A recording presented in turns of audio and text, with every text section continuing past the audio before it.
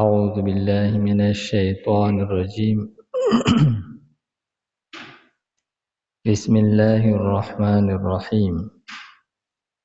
وإذا قيل لهم تعالوا إلى ما أنزل الله وإلى الرسول رأيت المنافقين يصدون عنك صدودا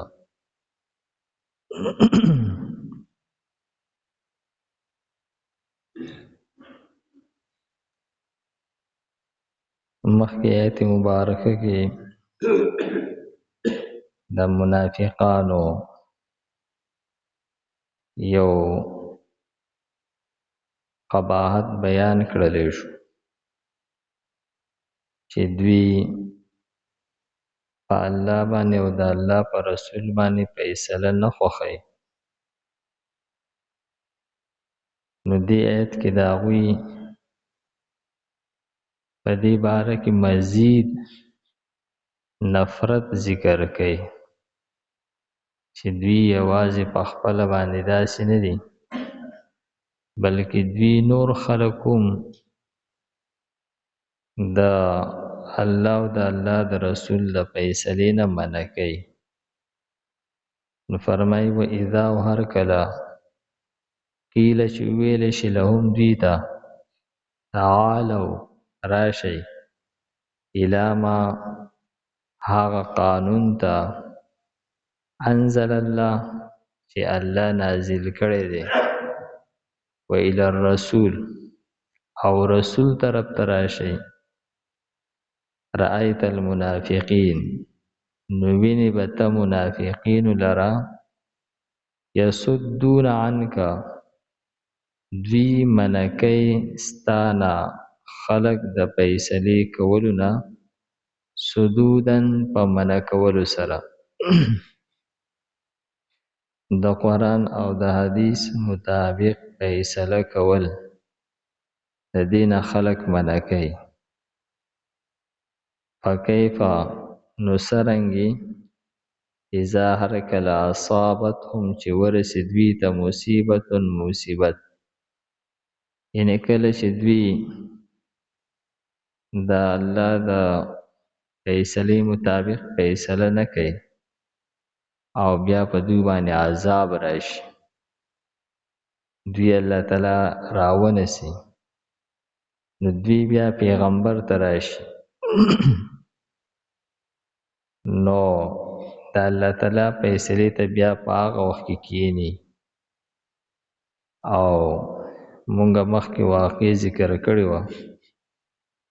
چې هغه بشر یو منافقو د يهودي سره مسله و او هغه يهودي وی په نبی کریم صلی الله علیه وسلم باندې فیصله کو او هغه اول کعب اشرف یادو چې د يهوديانو مشر او بیا یې چې دینو فیصله نبی علیہ السلام ته راوړله نو نبی علیہ السلام د يهودي په حق کې فیصله وکړه ځکه هغه په حق و نو د بیا وی چې دا فیصله عمر رضی الله عنه له مړو چې لږ نور واضح شي او یو روایت کې راځي چې لاول بکر صدیق او بیا عمر رضی الله عنه فیصله ویوړله نو عمر رضی الله عنه دا يهودي وی چې دا فیصله مونږ له نبی علیہ السلام وکړله و دی وی چې دا بیا عمر رضی الله عنه ته پیش کو نو عمر رضی الله عنه د منافق سر وو او وی فرمایل چې څوک د پیغمبر د فیصلې نه پس بیا دوباره فیصله غواړي داغه د پاره زما دغه فیصله ده نو د دې مقتول وارثان بیا نبی علیہ السلام خدمت کې حاضر شو او د قصاص او د دیت مطالبه کوله نو دا آیتونه نازل شو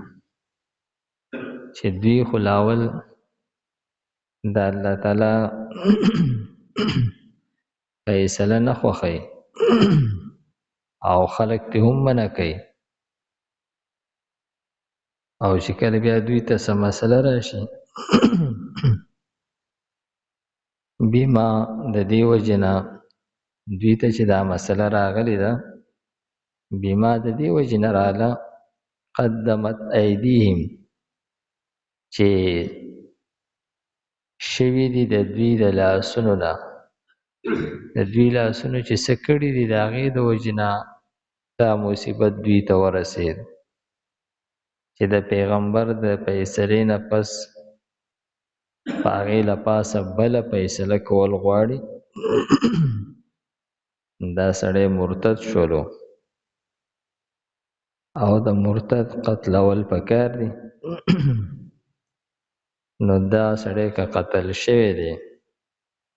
نو دا درست قتل شوی دی دا مصیبت دوی ته چې رسېدلی دی دا د دوی د خپل لاس د کړو د وجې نه یعنې د خپل عمل د وجې نه ثم جاءوک بیا راغلل دوی تا ته یحلفون بالله او دوی قسمونه خوري په الله تعالی باندې ان اردنا الا احسانا چې چې دوباره دا فیصله کوله نو په دې کې څه بدنیتي نه و مراد بلکې مزید هغه د خبرې واضح کول چې دا خبره مزید هم واضح شي وتوفیقا او د دوانو په دې فیصله باندې جوړ راشي نبی علیہ السلام خو په حق او په انصاف سره فیصله وکړه خو زموږ دا مقصد و چې د دې دوانو جوړ راشي نو د جوړې دپاره دوباره فیصله دا ځکه دې کس وکړله یا دوی چې کله دغه د دیت مطالبه وکړله نو دوی بیا وی چې دا دیت مطالبه مونږ ځکه وکړله چې د عمر رضی الله تعالی عنہ سره زمونږه هغه جوړ راشي دا کم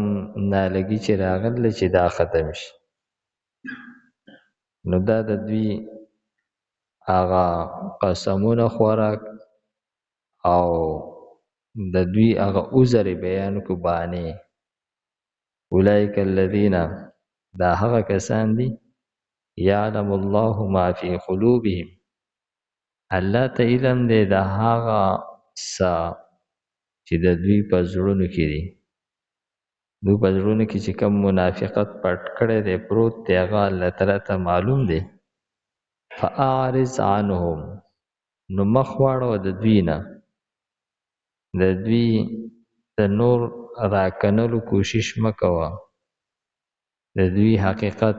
ښکاره کول ضروري نه دي دا چې څنګه دوی ځان په دوکه کې اچولی دی دغه شان په دغه دوکه کې دوی پرېږده چې او تاسو مؤمنان یې تاسو مسلمانان یې د دوی راز اړو ښکاره کومه نو دوی په دغه خپل دوکه کې پاتې که ځکه که چېرې ته دوی ښکاره کړي نو دوی بیا ښکاره په ضد او عناد کې راځي او د دین مخالفت به کوي اوس خو پټ پټ کوي او د دوی دا خیال دی چې مسلمانانو ته پته نشته دی چې مونږه هسې په خوله باندې کلمه ویل او نور د دین خلاف یو د دې د وجې نه پټ حرامیتوبونه کوي ښکاره نه کوي نو د پټ حرامیتوب نقصان هم پټ او لګي او که چېرې دوی ښکاره کړلی شي نو دوی به کل عام په مخالفت باندې راشي په ضد عناد کې به راځي نو د دوی نه مخ واړوه وعظهم او نصیحت وکړه دوی ته وقل لهم او ووایه دوی ته فی انفسهم د دوی د ځانونو په باره کې د دوی د زړونو په باره کې دوی ته واز وکا قولا بلیغا وینا تاثیرناکا دسی تاثیر والا اثر کون کی وینا واز دوی ته وکړه چې په دوی باندې اثر وکړي او دا کم د دوی په نفسونو کې چې مرض دی او نقصان دی چې دا ختم شي و اذا او هر کله قیل چې ویل شي لهم دوی ته تعالوا راشئ الی ما هغه قانون ته انزل الله چې نازل کړی دی الله تعالی و الى الرسول او رسول طرف ته راشئ رأیت المنافقین نویني بت منافقان لرا یسدون عنک سدودا چې دوی منکې ستانه په منکولو سره فکیف نسرنګ بی اذا هر کله اصابتهم چې ورسې دوی ته مصیبت بما د هغې وجنا قدمت چې وړاندې کړي دي ایدیهم لاسونو د دوی ثم جاءوک بیا راشي دوی ته یحلفون بالله قسمونه خوري په الله تعالی باندې ان اردنا چې نو اراده زمونږه الا مگر احسانا د نیکی وتوفیقا او د جوړ اولئک الذین دا هغه کسان دي یعلم الله معلوم دی الله تعالی ته ما هغه منافقت فی قلوبهم چې د دوی په زړونو کې دی فاعرض عنهم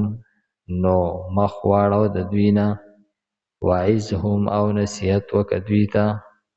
وقل لهم او ووایه دوی ته فی انفسهم د دوی د نفسونو په باره کې قولا وینا بلیغا تاثیرناکا الحمد لله رب العالمين العاقب المتقين والصلاة والسلام على خير خلقه محمد وآله وأصحابه أجمعين پروردگار موږ ته د قرآن پاک سمجھ بوج را نصیب کړي د مرګ نه مخکې د عمل کولو توفیق راکړي وصلى الله تعالى على خير خلقه محمد وآله وأصحابه أجمعين برحمتك يا أرحم الراحمين